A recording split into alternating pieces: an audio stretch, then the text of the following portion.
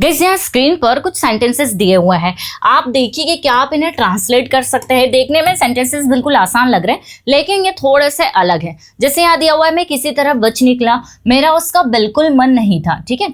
या फिर मेरा उस काम को करने का बिल्कुल मन नहीं था। अपनी किस्मत को ज्यादा मत आजमाओ, तुमने बिल्कुल सही किया, तुमने सब गड़बड़ कर दिया। मतलब डे टू डे लाइफ में ऐसे सेंटेंसेस हम लोग कितना बोलते हैं। वैसे ही मेरे पास समय खत्म होता जा रहा है, मेरे दिमाग में ये बातें आई ही नहीं, मैं पूरी तरह से हैरान रह गया, मेरी तो समझ से बाहर ही हो गया कि क्या चल रहा था।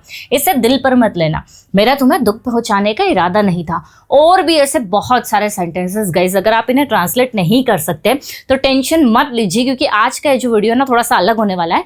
आज हम सीखने वाले हैं डेली यूज सेंटेंसेस की इंग्लिश, मतलब यानी कि कुछ यूनिक सेंटेंसेस जिसकी इंग्लिश हम लोग देखेंगे, प्रैक्टिस करेंगे और कोशिश करेंगे कि हमें ये लर्न हो जाए, ताकि अगर हमें ऐसे सेंटेंसेस बनाने पड़े तो हम इजीली बना पाए। इसके पहले भी ऐसे वीडियोस मैंने अपलोड किए जो आप लोगों ने बहुत पसंद किए हैं। इसी चीज़ को ध्यान में रखते हुए गाइस कुछ मैंने आप लोगों के लिए यूनिक सेंटेंसेस का कलेक्शन लिया हुआ है। तो वीडियो गाइस बहुत इंटरेस्टिंग होने वाला है। चलिए क्लास को स्टार्ट करते हैं, लेट्स बिगिन। सो गाइस हमारा फर्स्ट सेंटेंस यहाँ पर दिया हुआ है, मेरे पास मैं किसी तरह बच निकला। मतलब आप बात कर रहे हैं कि बच गया मैं किसी भी तरह, ठीक है, मैंने कोशिश की और मैं बच निकला। तो यहाँ पर हमारा इसका इंग्लिश ट्रांसलेशन हो जाएगा। देखिए, आई somehow got away with it। देखिए, गेट अवे होता है बच निकलना, एक ये फ्रेजल वर्ब है। तो 2 in 1 वीडियो होने वाला है। मतलब आपका डेली वो सेंटेंस तो आप सीख ही रहे हैं, लेकिन उसी में एक नया आपको फ्रेजल वर्ब या फिर कोई ऐसी वर्ब मिलेगी जिससे आप और भी अदर सेंटेंसेस बना सकते हैं।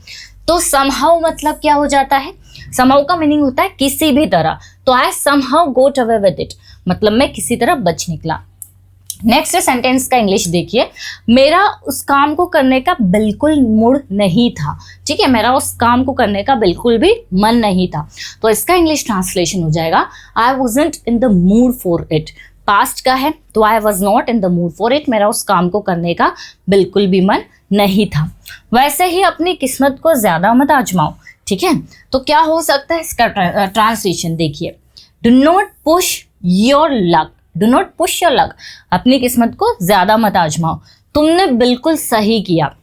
तो सेंटेंस हो जाएगा यू नेल्ड इट। देखिए, वैसे इस यू नेल्ड इट हम तब यूज करते हैं जब हम जनरली बोलते हैं कि अरे वाह यार तुमने तो कमाल ही कर दिया। तो आप ऐसा जब बोल सकते हैं जब आपको बोलना हो आपने तो कमाल कर दिया, यू नेल्ड इट, तुमने सब गड़बड़ कर दिया। जब गाइज आपको ऐसा बोलना हो कि तुमने तो सब गड़बड़ कर दिया, यू मेस्ड इट अप। या आप ऐसे भी बोल सकते हैं यू मेस्ड अप, तुमने सब गड़बड़ कर दिया, तुमने सब खिचड़ी पका दी, ठीक है, तुमने सब हौच पौच कर दिया। क्लियर, बहुत ही आसान है गाइज, आपको सिर्फ कुछ वर्ब्स याद रखनी है, और जब आप कुछ वर्ब्स याद कर लेंगे तो आप आराम से इन वर्ब्स को, इन फ्रेजल वर्ब्स को दूसरे सेंटेंसेस में भी यूज कर सकते हैं। नेक्स्ट है गाइस, मेरे पास समय खत्म होता जा रहा है। बोलते हैं ना हम लोग, अरे यार जल्दी करो, समय नहीं बच रहा, मेरे पास समय खत्म होते जा रहा है। तो हमारा इसका इंग्लिश ट्रांसलेशन होगा, I am running out of time, I am running out of time. अब गाइस देखिए, एक और चीज ध्यान रखना है, रन आउट ऑफ मतलब होता है खत्म होना। आप ये अलग अलग चीज़ों के लिए भी यूज़ कर सकते हैं, टाइम के लिए, पैसे के लिए, या फिर हम कह सकते हैं नेट के लिए। इसके पहले मैंने रन आउट ऑफ मतलब खत्म होना पर एक सेपरेट वीडियो बनाया, आप उसे भी देख सकते हैं। तो खत्म होना होता है रन आउट ऑफ। तो मेरे पास समय खत्म होता जा रहा है, I am running out of money. आप टाइम की जगह मनी लगा सकते हैं, I am running out of money मतलब मेरे पैसे खत्म होते जा रहे हैं। वैसे ही मेरे दिमाग में ये बात आई ही नहीं, ठीक है, मेरे दिमाग में ये वाली बात आई ही नहीं।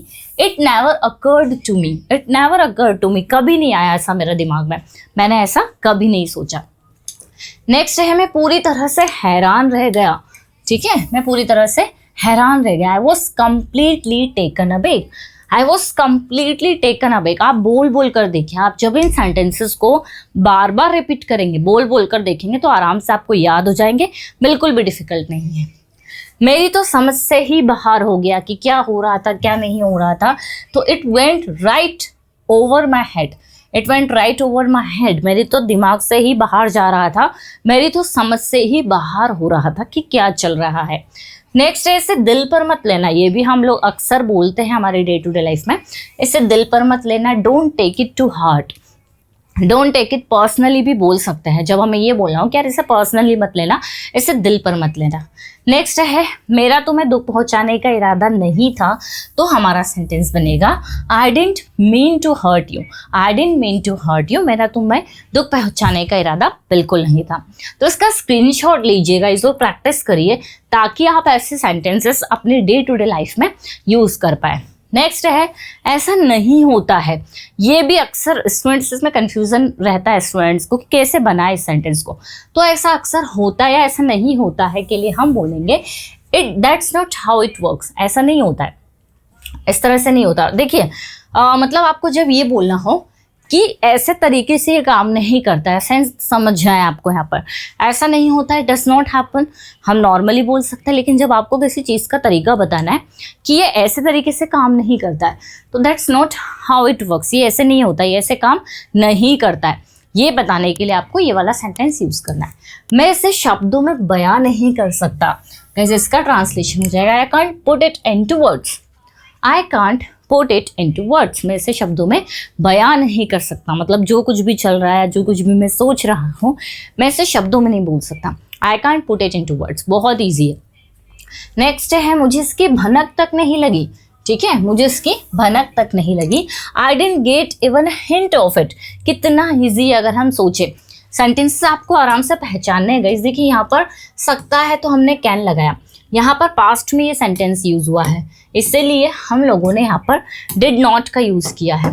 ठीक है, मुझे इसकी भनक तक नहीं लगी। I didn't even get a hint of it, hint होता है ना, ठीक है, थोड़ा सा इशारा मिला, तो मुझे इसका इशारा भी नहीं मिला, मुझे इसकी हिंट भी नहीं मिली, भनक तक नहीं लगी। तुम्हें इसकी आदत डालनी होगी, तुम्हें इसका यूज टू होना पड़ेगा। तो तुम्हें इसकी आदत डालनी होगी गाइस, इसका ट्रांसलेशन हमारा होगा you will have to get used to it. You will have to get used to it. तो गेट यूज्ड टू, आदत डालना किसी चीज़ की, इस पर भी बेस्ड मेरा एक सेपरेट वीडियो है जिसमें हमने यूज टू, इज़ेमार use to, get use to के सारे यूजेस देखे हुए। तो तुम्हें इसकी आदत डालनी पड़ेगी, you will have to get use to it. मैं बस अपना काम निपटा रही हूँ, मैं बस अपना काम खत्म कर रही हूँ। तो इसका इंग्लिश ट्रांसलेशन होगा I am just getting my work done. I am just getting my work done.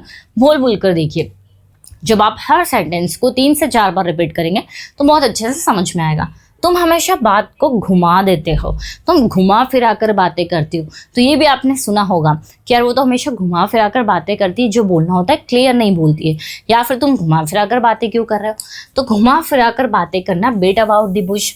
यहाँ देखिए हमारा सेंटेंस अफर्मेटिव है, तो हम बोलेंगे you always beat around the bush, you always beat about the bush, एक ही बात है। तो बीट अबाउट द बुश होता है घुमा फिरा कर बातें करना। ठीक है, तो ये हमने सेंटेंस के अकॉर्डिंग, सेंटेंस अफर्मेटिव था तो हमने अफर्मेटिव सेंटेंस के अकॉर्डिंग सेंटेंस को ट्रांसलेट कर लिया। नेक्स्ट है तुमने तो मुझे हैरान ही कर दिया, तुमने तो मुझे चौंका दिया। तो इसका ट्रांसलेशन बनेगा guys you caught me of guard, you caught me of guard, तुमने तो मुझे हैरान कर दिया। मुझे इस बात की भनक पहले ही लग गई थी। इसके पहले हमने देखा कि मुझे तो इसकी भनक तक नहीं लगी, लेकिन अब हमारा सेंटेंस है कि मुझे इस बात की भनक पहले ही लग गई थी। तो अब है I had a feeling this was coming, I had a feeling this was coming. अगर इसको समझे तो हाँ, मैंने ऐसा महसूस कर लिया था कि ये होने वाला है, मतलब मुझे इसकी भनक पहले ही लग गई थी। नेक्स्ट है तुम बात को बिल्कुल उल्टा समझ रहे हो, जो मैं बोल रही हूँ ना इसका पूरा ऑपोजिट समझ रहे हो। तो हमारा सेंटेंस बनेगा you are getting it all wrong, you are getting it all wrong. तुम बिल्कुल गलत समझ रहे हो, तुम उल्टा समझ रहे हो। बहुत आसान है गाइस। कभी कभी क्या होता है, हम वर्ड टू वर्ड सेंटेंस को ट्रांसलेट करने की कोशिश करते हैं। मतलब अगर यहाँ लिखा है उल्टा तो हम सोच में पड़ जाते हैं कि यार उल्टा है अगर तो हम क्या बोलेंगे, लेकिन कुछ नहीं, आपको सिर्फ रॉन्ग बोलना है। तुमने मेरी बात बिल्कुल सही समझी, तो हमारा इसका ट्रांसलेशन हो जाएगा you got me exactly right, you got me exactly right, तुमने बिल्कुल सही समझा।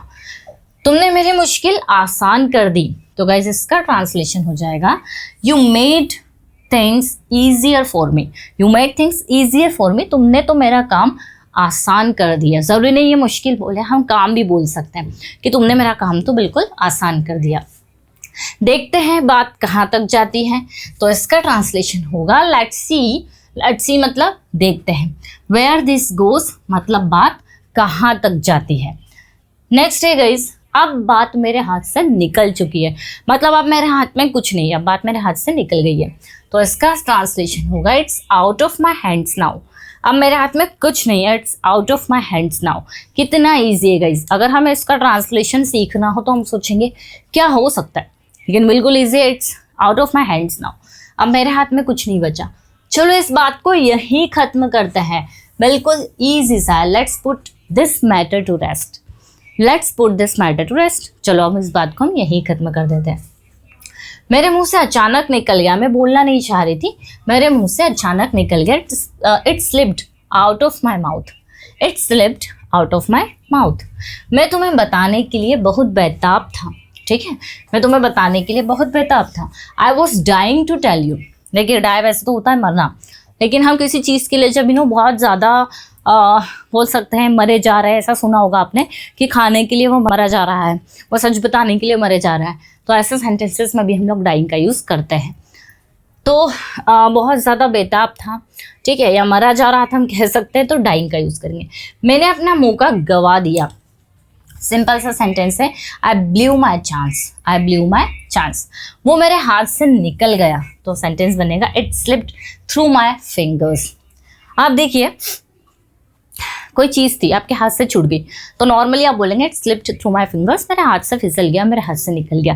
क्लियर? तो ये गाइस कुछ ऐसे डेली यूज़ के सेंटेंसेस है जो देखने में ऐसा लगता है कि यार हम इन्हें ट्रांसलेट कैसे करेंगे, बहुत ज़्यादा डिफिकल्ट लगते हैं, लेकिन यकीन मानिए जब आप इन्हें 2 से 3 बार पढ़ेंगे ना तो आप आराम से ट्रांसलेट कर लेंगे, आपको किसी तरह का कोई कंफ्यूजन नहीं होगा। क्लियर? आई होप कि ये सारे आपको सेंटेंसेस समझ में आए होंगे। आप इनका स्क्रीनशॉट ले सकते हैं और इनकी प्रैक्टिस आप कर सकते हैं। वीडियो अगर अच्छा लगा है गाइस तो मुझे कमेंट करके ज़रूर बताइएगा, ताकि ऐसे ही यूनिक सेंटेंसेस का कलेक्शन मैं आप लोगों के लिए लेकर आऊँ। और गाइस अगर आप कोई कोर्स करना चाह रहे हैं तो हमारी एप्लीकेशन है पर्सोना इंग्लिश विद खुशी, उससे भी डाउनलोड कर लीजिए। और बहुत ही जल्दी आपको एडवांस्ड इंग्लिश स्ट्रक्चर्स पर एक बुक मिलने वाली है, उसकी इन्फॉर्मेशन आपको मिलेगी, जिसके लिए आप इन नंबर पर कांटेक्ट कर सकते हैं। वीडियो अगर अच्छा लगा है तो लाइक ज़रूर करिएगा। मिलते हैं हम लोग अपनी नेक्स्ट क्लास में। Till then bye bye, take care.